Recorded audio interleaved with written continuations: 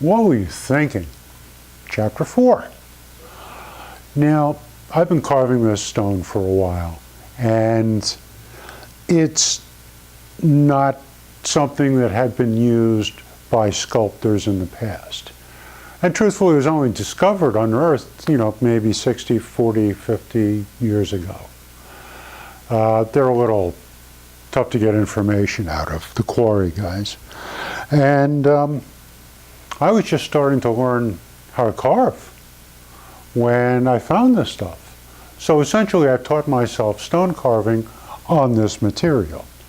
And in trying to extend the versatility of the stone and of my own imagination, I've tried addressing it in different ways. A few years prior to making this piece, I made what would have been a realistic pillow. In this case, maybe a surrealistic pillow. About 300 pounds. All the piping, all the beadwork, all the little intricate folds, all of this, all of that, but then this wild splash of color. And I was thinking that I wanted to try making something that was ethereal. Smoke, and thinking, well, like, how would I do that? How can I try to do that? And I went out to the supply of stone I had, looked around for a piece that might be appropriate, which brings us to this. Nice piece of stone. You can see up here, this was the actual surface, of this hardening mess when it was liquefied. So that's got that character. You can see this is really, the layers were kind of more going like this. But, for this instance, for this piece, that works out great. There's a lot of motion here. So, I take this out, start working on it. And when I was originally thinking about it, I'm thinking of the smoke coming out of this industrial smokestack. And I had that image for a little while, but, working on it, the stone, for a couple of weeks. And I get this play around time. And I'm thinking Duchamp, like, I can often do.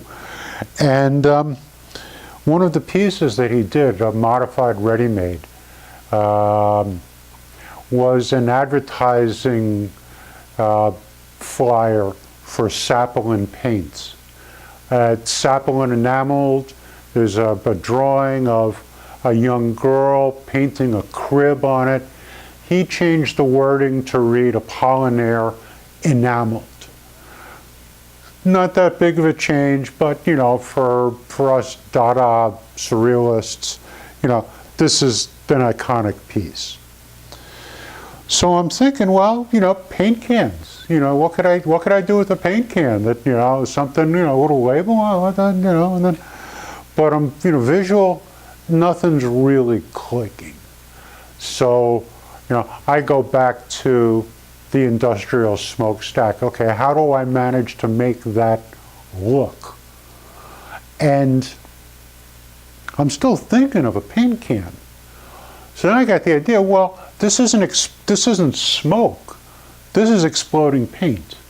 I've had this kind of ongoing,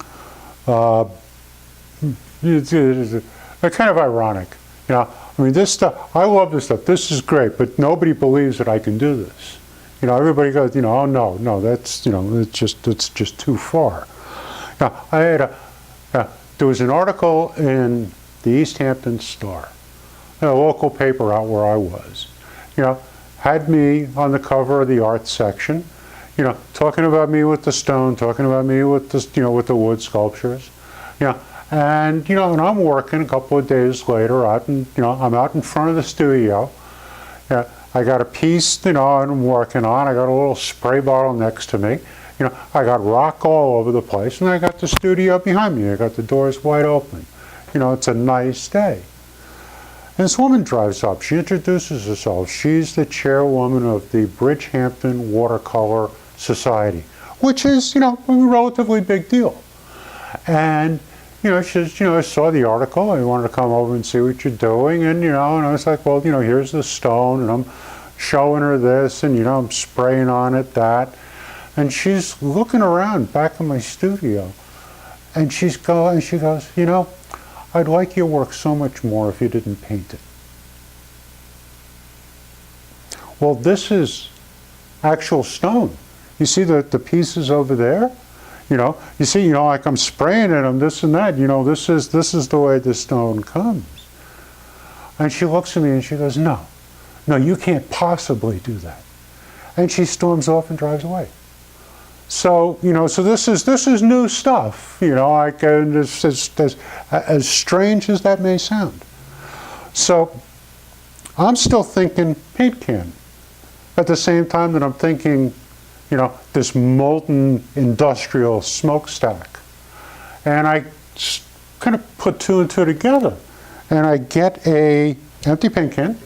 Well, actually, I got a bunch of them, and, I, threw the lid away and took out a welding torch or a brazing torch and then started brazing the whole surface with bronze.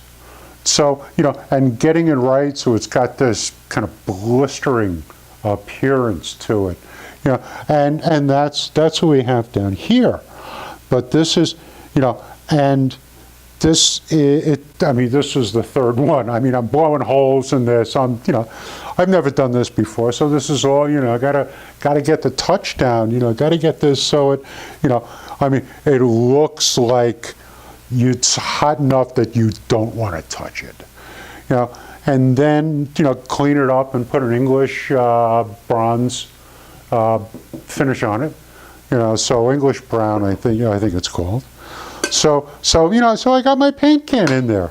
And, to kind of top things off, I love Brancusi's work. This on its own wouldn't have been stable enough. Even though I've lined the inside of this with cement, and I put a little runner along the top so that, so you can spin it fairly easily. Fairly easily. So, what else, oh yeah, Brancusi. Brancusi does these endless column things. So I just took one section of it, squashed it down, and I can made that. So it's built up on him. Now this is kind of in, the winter that I'm doing this piece. And I get a little crazy around January, February, especially getting locked in with the snow. So I figured, well, I got to do something to, keep my mind going. And I still like this can. I like this exploding paint because that's what the name of this became, Kirk's Exploding Paint. And I thought, well, what if I sold cans of the paint? Which is, what I ended up doing. I took the logo from Kirk's Cocoa Butter Castile soap and, just used all their artwork and transposed my stuff on it. And then I came up with all the directions for it, which, sound very professional because I used to do that kind of stuff. And at the same time, there's all these little, hidden jokes in there. I talked the owner of the cigar shop in East Hampton. Casual place, a regular place to hang out, especially in the off season. And I said, let's put together, let's do a show. Because he's got all these cigar cases, and they're empty, because it's off season, And even on season, he's been giving me the front window, so I can put a sculpture. And, he's like, yeah, sure, why not? So I end up making over 30 of those cans. All the labels, all of this, I have them on display in these cigar cabinets. And then I have these little stone pieces that I've made, like over time, a little chip, fun, a little fun here, a little fun there, pass the time, get a little inspiration. So, so I've got these composition pieces, and I'm labeling them as if they were broken pieces of the paint.